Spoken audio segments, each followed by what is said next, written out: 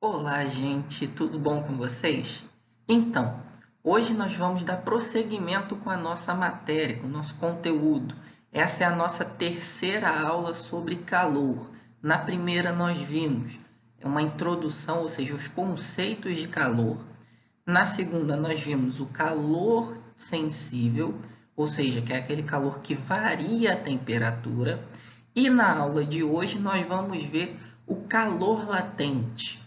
Esse calor latente, ele é um calor que está relacionado com a energia que o corpo recebe para mudar de estado.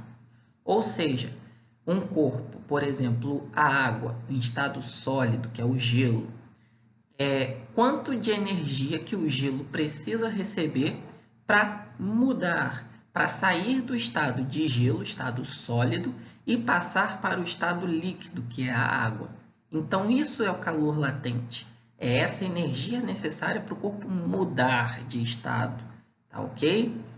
Então, nós calculamos esse calor latente como sendo a quantidade de calor necessária para o corpo mudar de estado. Ela vai ser igual à massa do corpo, ou seja, essa massa que está sendo colocada para mudar de estado, vezes o calor latente. Mas vamos ver separadamente cada grandeza dela. Então, nós temos aqui a nossa expressão, a nossa fórmula do calor latente. E aqui o que? Ele representa o calor. E lembrando, o calor ele é dado em caloria. E se vocês olharem a nossa última videoaula, a gente também falou que o calor pode ser dado em outra unidade, que é a unidade de Joule, tá? Então, essa também é uma outra unidade muito utilizada. A massa nós usamos ela geralmente em gramas. Então, se você tem um exercício em que você obtém a massa em quilo, você transforma, você converte essa massa de quilo para grama, beleza? E nós temos o calor latente. O que é o calor latente? Assim como o calor sensível, era aquela grandeza, tipo assim, que relaciona se um corpo recebe ou perde calor mais facilmente. Então, essa grandeza, calor latente, ela é dada em cal por grama, ou seja, caloria dividido por grama. Então, todas as vezes que vocês verem um exercício, o calor latente de fusão ou de vaporização, ou de ebulição, no caso, é tantos 2 cal por grama, 2 calorias por grama. Isso é o L que você vai colocar na fórmula. Ou se ele pede qual é o calor latente em cal-grama, em caloria por grama, é porque ele quer que você descubra o L. Então, é uma outra forma de você perceber ele na questão. Isso tem uma característica, esse calor latente.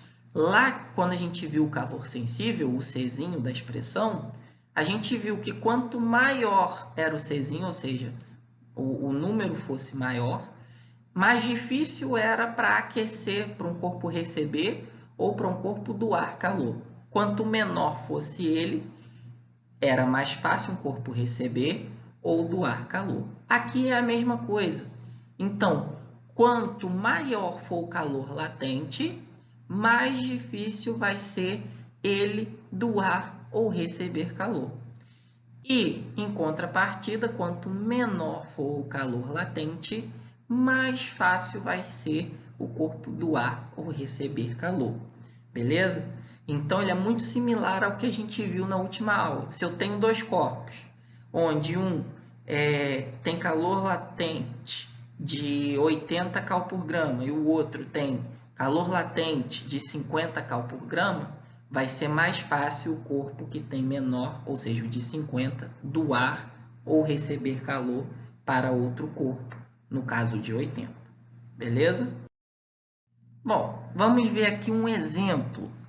Diz assim o exemplo: um recipiente armazena 500 gramas de água no estado líquido, sem que haja mudança na temperatura da água.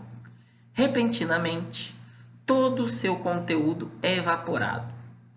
Determine a quantidade de calor que foi transferida para o conteúdo desse recipiente. Dados. Esse LF, que ele quer dizer, é calor latente de fusão, tá? F de fusão, mudança de estado. E aí, olha só, ele diz que esse LF é o 540 cal por grama. Então, ele já está te dando aqui, ó, o L da nossa expressão. E deu aqui quem? A massa. Então, é só a gente jogar na nossa expressão. Quantidade de calor é a massa vezes o calor latente. E, substituindo os valores, nós temos 500 gramas para a massa, calor latente de fusão 540, multiplicando tudo isso, nós vamos ter 270 mil calorias. Então, aqui nós temos a nossa resposta. Ou seja, foi uma conta simples, só multiplicar a massa pelo calor latente. Beleza? Só que tem um detalhe importante. É muito comum nós representarmos essa mudança de estado ou a variação de quantidade de calor recebida ou cedida por um corpo por um diagrama. Então, esse diagrama aqui, ele mostra justamente a curva de aquecimento. Então, vamos analisar aqui a água. Vamos supor que a água aqui está no estado sólido. E aqui, ou seja, o 0 graus Celsius, é onde ela muda de estado, né? Ela sai de estado sólido para líquido.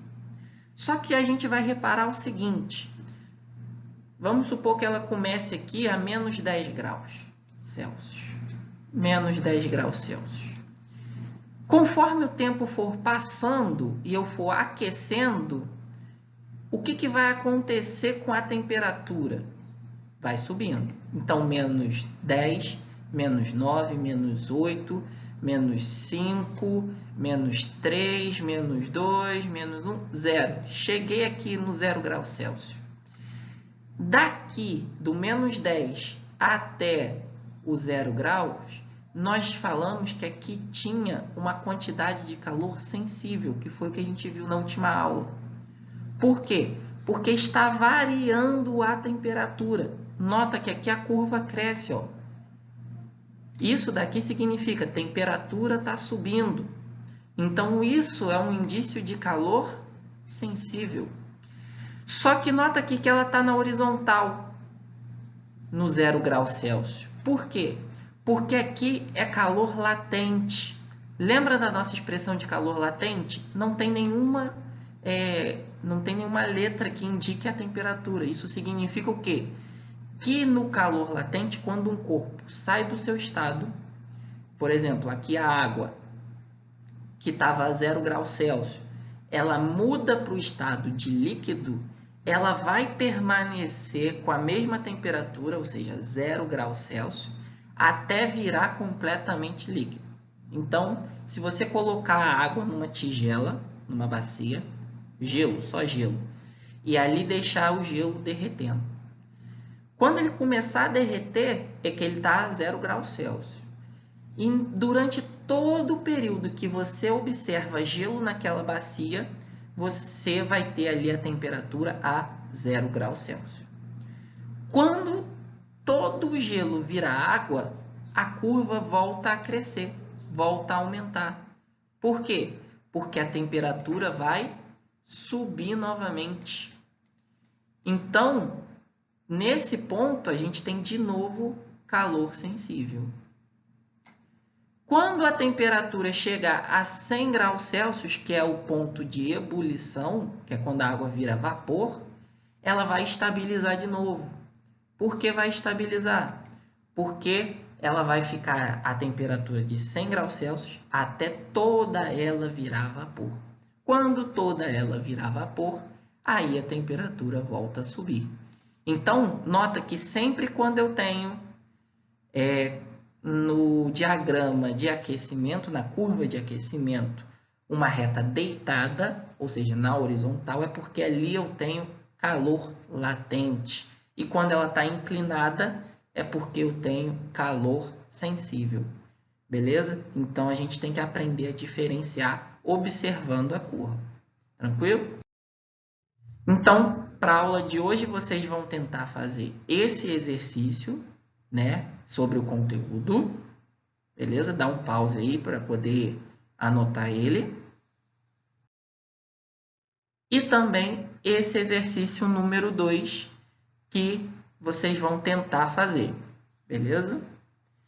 Na próxima videoaula, na próxima semana, nós vamos ver como os dois calores se comportam juntos, tá? E também nós vamos corrigir os exercícios que ficaram, tanto do calor parte 1, tanto do calor parte 2 e agora do calor parte 3. Beleza? Então, até a próxima videoaula, gente.